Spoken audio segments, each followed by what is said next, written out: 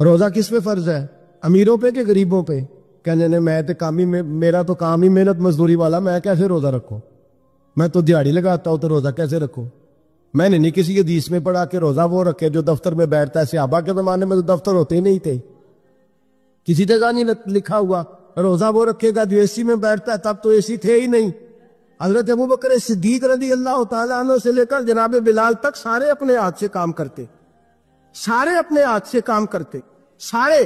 حضرت عمر فاروق رضی اللہ تعالیٰ عنہ خلیفہ وقت ہونے کے باوجود مال غنیمت کے اونٹ چرنے جاتے تھے تو چراگاہ میں چھوڑنے بھی جاتے تھے، لینے بھی آتے تھے واپس۔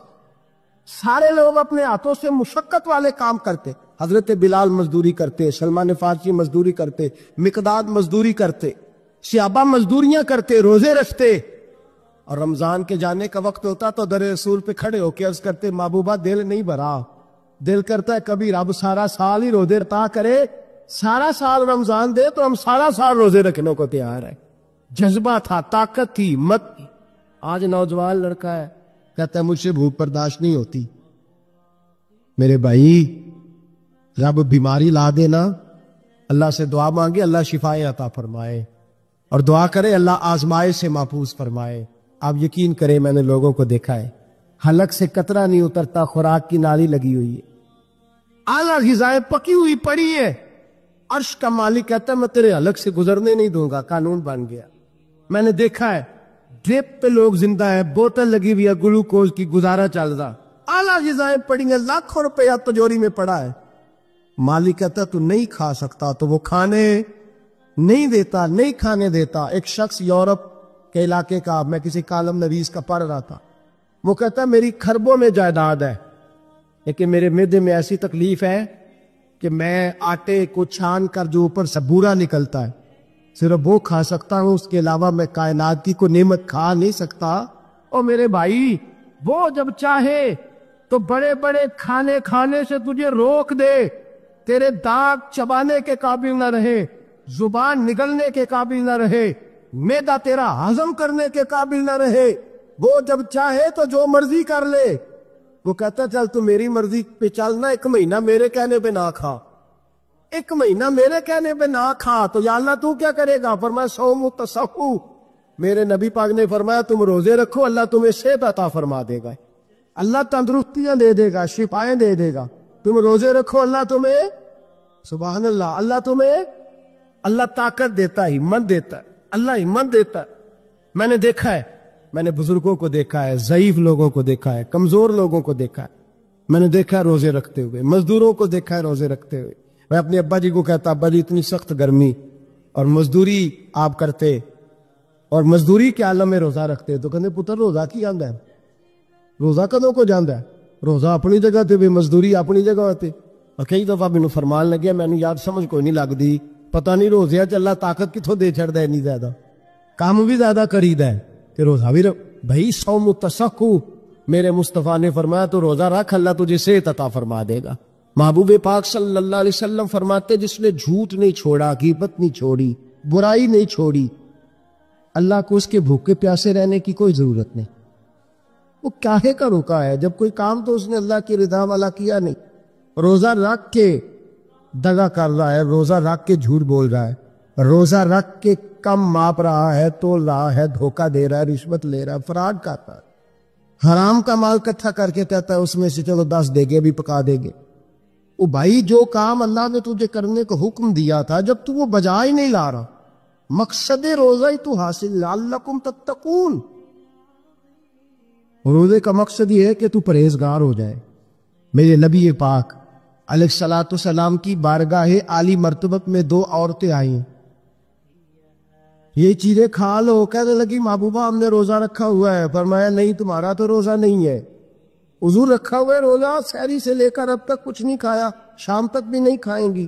محبوب نے فرمایا ذرا کہہ تو کرو، الٹی تو کرو۔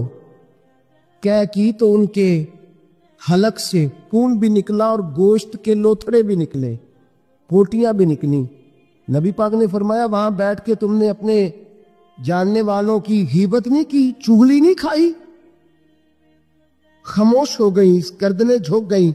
نبی پاک نے فرمایا تم نے قرآن نہیں پڑھا؟ کہ جو اپنے بھائی کی غیبت کرتا ہے وہ مردہ بھائی کا گوشت کھاتا ہے، تو گوشت کھا کے بھی تمہارا روزہ رہ گیا۔ کس طرح کا روزہ ہے کہ صاحب روزہ رکھ کے نہ رکھنے والوں پہ تنقید کر رہے ہیں۔ تراویاں پڑھ کے نکلے ہیں تو کہتے ہیں میں اکیلا ہی نیک ہوں، باقی تو محلے میں کوئی پڑھتا ہی نہیں۔ یہ کیسا تیرا روزہ ہے کہ تو روزہ رکھ کے تو اس کے مقصد کو نہیں سمجھا؟ لعلکم تتقون۔ روزہ دار تو وہ ہے کہ روزہ رکھا ہوا ہے، کھانے بھی سے رکا ہے، پینے سے بھی رکا ہے، عمل زوجیہ سے بھی رکا ہے، پھر وہ جھوٹ سے بھی رکے، غیبت سے بھی رکے، بدنگاہی سے بھی رکے، حرام خواری سے بھی رکے ساری چیزوں سے۔ یہ بتلائیے کہ روزے کی حالت میں اپنی بیوی کے پاس جانا منع ہے تو غیر محرم کو دیکھنا جائز ہے؟ ہمارے ٹی وی پہ میں نے پہلے بھی کہا تھا کہ ہم ٹھیکیدار اور ذمہ دار نہیں ہیں مذہب کے۔ یہاں ہمارے آنے سے پہلے بھی کوئی بیٹھا تھا، ہم مریں گے تو یہاں ہم سے بڑے بڑے نیک لوگ بیٹھے، کوئی بندہ ذمہ دار نہیں ہے۔ بڑے بڑے کج کلا، صاحب جبہ و دستار، بڑے بڑے صاحب بصیرت، آئمہ، فقہاء، علماء، زعماء، نقبا، صوفیاء، اولیاء، غوث، کتب، ابدال، اوتاد، کتب الاقطاب، جانے کون کون آئے، علماء آئے، مفسرین آئے، محدثین آئے، گزر گئے۔ ہم تو خاک نشین لوگ ہیں، تھوڑا کام کرنے والے، تھوڑی صلاحیت رکھنے والے۔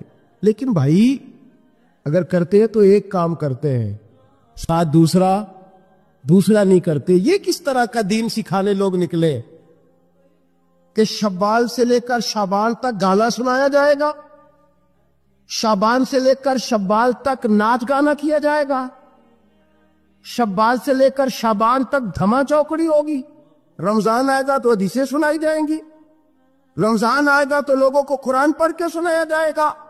یہ مذہب باز نہیں ہے، ایک گویے مذہب سکھائیں گے، ایکٹر مذہب سکھائیں گے۔ یہ مذہب باز نہیں ہے کہ ایک گلاس کے اندر پہلے شراب پی لو، پھر اسی گلاس میں رمضان آئے تو شہد بانٹنا شروع کر دو۔ یہ باز نہیں، یہ میرے رسول اللہ کا مذہب ہے۔ اگر تمہیں شوق ہے دین سیکھنے سکھانے کا، یکم رمضان کو توبہ کرو اور کہو کہ ہم ٹی وی پہ بیٹھ کے حدیثیں سنائیں گے تو سارا سال سنائیں گے، اور جس زبان سے حدیث نکلے گی پھر اس سے کبھی گندا گانا نہیں نکلے گا، پھر کبھی ناچ گانا نہیں ہوگا۔ یہ کون سا مذہب ہے جو بیویاں سکھا رہی ہے؟ یہ کون سا دین ہے جو عورتیں سکھا رہی ہیں؟ میرے رسول پاک صلی اللہ تعالی علیہ وآلہ وسلم کا وہ مذہب ہے کہ میرے اعلیٰ حضرت فاضل بریلوی رحمۃ اللہ علیہ نے فرمایا مرد کے لیے جائز نہیں کہ وہ عورت کی زبان سے میلاد بھی سنے، نعت بھی سنے۔ مرد کے لیے جائز نہیں، مرد کو مرد سکھائے گا، عورت سکھائے گی تو عورتوں کو سکھائے گی۔ بے شک آپ سویرے فتویٰ دیجئے کہ چھوٹی سی مسجد میں بیٹھ کے، چھوٹے سے کونے میں بیٹھ کے چھوٹا سا مولوی، اور وہاں تو اتنے بڑے مفتی ٹی وی پہ بیٹھے ہوئے، وہ غلط ہے تو صحیح ہے کیسے ہو گئے؟ سنو، میرے نبی پاک علیہ الصلوۃ والسلام کے مذہب کا حسن یہ ہے کہ اسلام کہتا ہے ایک نظر بی بی کو دیکھا کسی نے غلطی سے تو معافی ہو جائے گی، دوسری نظر شہوت سے دیکھا تو حرام ہے اس کے لیے، وہ پاکستان کا مولوی ہو یا سعودی عرب کا شاہ ہو، کسی کے لیے عورتوں کے بیچ پھرنا اٹھنا بیٹھنا جائز ہے؟ میرے نبی پاک صلی اللہ تعالی علیہ وسلم نے فرمایا ہے میں عورتوں سے مصافحہ کرنے نہیں آیا، اور میرے نبی پاک صلی اللہ علیہ وسلم نے فرمایا ہے، حضور فرماتے لیکن نا کتا بالکل ناپاک نہیں ہوتا، کتے کا تھوک ناپاک ہوتا ہے، یا کتا گیلا ہو جائے تو ناپاک ہوتا ہے، لیکن خنزیر سارا ناپاک ہوتا ہے، کل ناپاک ہے خنزیر۔ نبی پاک نے فرمایا خنزیر بھی ہو اور گند میں لتھڑا ہوا بھی ہو، پیشاب میں لتھڑا ہوا ہو، گوبر میں لتھڑا ہوا ہو، پخانے اور فضلے میں لتھڑا ہوا خنزیر ہو، اس کا جسم تیرے ساتھ ٹکرا جائے تو اتنا برا نہیں جتنا غیر محرم عورت کا وجود تیرے ساتھ ٹکرا جائے تو برا ہے۔ اس حد تک میرے نبی پاک صلی اللہ علیہ وسلم، اور گنبد کے معاملے میں فتویٰ دینے والے، یا رسول اللہ کہنے پر کفر کا فتویٰ دینے والے اور بڑی بڑی باتیں کرنے والے خاموش کیوں ہو گئے؟ یا ایھا الذین آمنوا لا تتخذوا اليہود والنصارى اولیاء، رب فرماتا ہے یہودیوں اور عیسائیوں کو دوست نہ بناؤ، یہ تمہارے دوست ہو سکتے، یہ تمہارے سجن ہو سکتے؟ جب عرش کا مالک کہہ رہے سجن نہیں ہو سکتے تو دوستی کی بات کیسے بڑھا رہا؟ یا رسول اللہ ہمارے سجن کون ہو سکتے ہیں؟ فرمایا تمہارا دوست وہ ہو سکتا ہے جو محمد عربی کا غلامی کرنے والا ہو، جو رسول اللہ کی نوکری کرنا وہ دوست ہوگا، دوسرا دوست ہو سکتا؟ کوئی ایکٹر مذہب نہیں سکھائے گا، کوئی گویہ مذہب نہیں سکھائے گا۔ حضرت جناب سیدنا جنید بغدادی، بغداد کے پیر سے کسی نے پوچھا تھا آج سے 1100-1200 سال پہلے، وہ تو زمانہ ویسے نیکی اور پرہیزگاری کا تھا، کہ بابا جی مرد اور عورت نیک ہو، بغیر پردے کے، بغیر حجاب کے، بغیر دیوار کے بیٹھ کر ایک دوسرے کو دین سکھا سکتے ہیں؟ حضرت صاحب بتائیے، مرد اور عورت نیک ہو تو بغیر پردے اور حجاب کے ایک دوسرے کو دین سکھا سکتے ہیں؟ تو حضرت جنید بغدادی فرمانے لگے سکھانے والا حسن بصری ہو اور سیکھنے والی رابعہ بصری ہو تو پھر بھی بغیر پردے کے بیٹھنے کی اجازت نہیں۔ تو مفتی صاحب کو اجازت کس نے دی؟ مولانا صاحب کو اجازت کس نے دی؟ بڑا وہ نہیں ہوتا جو ٹی وی پہ زیادہ آتا ہے، بڑا وہ ہوتا ہے جو رسول اللہ کے دین پہ عمل زیادہ کرتا ہے۔ حضرت عبداللہ ابن مسعود رضی اللہ تعالیٰ عنہ فرماتے زیادہ باتیں کرنے والا عالم نہیں ہوتا۔ حضور پھر عالم کون ہوتا ہے؟ فرمایا پڑھو قرآن، انما یخشی اللہ من عبادہ العلماء۔ فرمایا بڑا عالم وہ ہوتا ہے جو اللہ سے زیادہ ڈرتا ہے، اس لیے کہ رب فرماتا ہے میرے بندوں میں سے جو عالم وہ ہے جو اللہ سے زیادہ ڈرتے ہیں، خوف رکھتے۔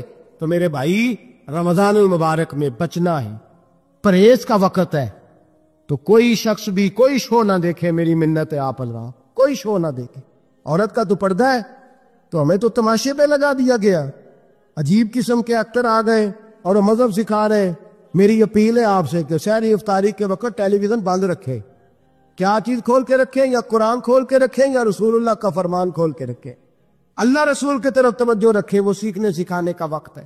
چھوڑے گویوں سے دین سیکھا جائے گا، ہمیں کوئی شکوہ نہیں، یہ پکی توبہ کریں، سویرے آئے آ کے دین سکھائے۔ اور میں ان سے بھی اپیل کروں گا کہ آؤ دین سکھاؤ۔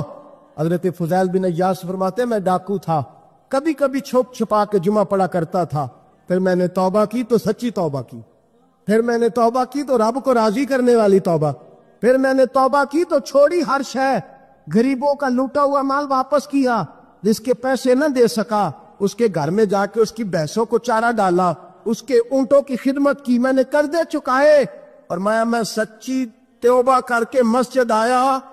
جس خطیب کے پیچھے میں جمعہ پڑھا کرتا تھا وہ میرے ہاتھے بیعت کر کے مرید ہو گیا۔ اللہ تبارک و تعالیٰ نے اپنے بندوں کے دل میری طرف پھیر دیے، پھر تمہیں اس میں انعام دینے کی ضرورت نہیں پڑے گی، پھر تم کٹیا نشین بن کے بھی دین پہ لاؤ گے تو اللہ اس میں تاثیر پیدا فرما دے گا۔ تو روزے کا معنی رکنا ہے، روزے کا معنی بولیے، روزے کا معنی رکنا، کس سے؟ جھوٹ سے، غیبت سے، بدی سے، بدنگاہی، کھانے پینے۔ رب تعالیٰ تجھے، یہاں ہوٹل کھلے ہوئے ہیں، یہاں عجیب حالات ہے، ہوٹل کھلے ہوئے ہیں، لوگ بہانے ڈھونڈتے پھرتے ہیں، کہتے ہیں کٹ لگ گیا تھا، ذرا تھوڑا سا خون نکل آیا، سنی پلاس لگائی ہے تو روزہ نہیں رکھا، یہ ذرا مجھے تھوڑی دقت ہو گیا تو میں نے روزہ نہیں رکھا، کھانسی لگ گئی ہے تو روزہ نہیں رکھا۔ او خدا کے بندے، روزہ تو نعمت ہے، اور سبحان اللہ میرے نبی پاک نے فرمایا لکل شیء زکات و زکات الجسد الصوم، فرمایا ہر شے کی زکات ہوتی ہے، وجود کی زکات روزہ ہے، روزے رکھو جسم کی زکات نکل جائے۔ فاقہ کرنا بھی میرے نبی پاک کی سنت ہے، مسواک کرنا بھی سنت ہے، اور فاقہ کرنا بھی، مسواک والی سنت زیادہ اپناتے ہیں لوگ، فاقہ کرنا بھی نبی پاک کی سنت ہے۔ ایک صاحب مجھے کہنے لگے جناب بیٹھ کے کھانا حضور کی سنت ہے، میں نے کہا کبھی کبھی نہ کھانا بھی نبی پاک کی سنت ہے، نہ کھانا بھی حضور کی سنت ہے۔ اور ہمارے فقہاء نے لکھا ہے جو روٹی زیادہ کھاتا ہے اس میں دو باتیں پیدا ہو جاتا، کیا کیا؟ ایک بولتا زیادہ ہے، دوسرا سوتا زیادہ ہے، غافل ہو جاتا ہے۔ فاقہ اور حکیم اطباء ڈاکٹر کہتے ہیں کہ پیٹ خالی رہے نا جس آدمی کا، اس کا حافظہ مضبوط ہوتا ہے، اس کے ذہن کی گرہ کھلتی ہے، زیادہ کھانے سے تو خماری چڑھتی ہے، دماغ ڈھونڈتے پھرنا روٹی کدھر سے آج اچھی ہے، گھر میں نہیں پکی تو ہوٹل چلے جانا، کھانے کے سوا اور کام ہی کوئی نہیں۔ اور صاحب میرے نبی پاک علیہ السلام نے فرمایا کافر 7 آنتوں سے کھاتا ہے، 7 آنتوں سے، اور فرمایا میرا مومن 1 آنت سے کھاتا ہے، اس کے وجود میں کھانے والی 1 آنت ہے، کافر 7 آنتوں سے کھاتا ہے۔ فاقہ کشی سے نورانیت پیدا ہو، کم کھانا، لیکن نبی پاک صلی اللہ علیہ وسلم نے اللہ سے فاقہ مانگ کے لیے، یا اللہ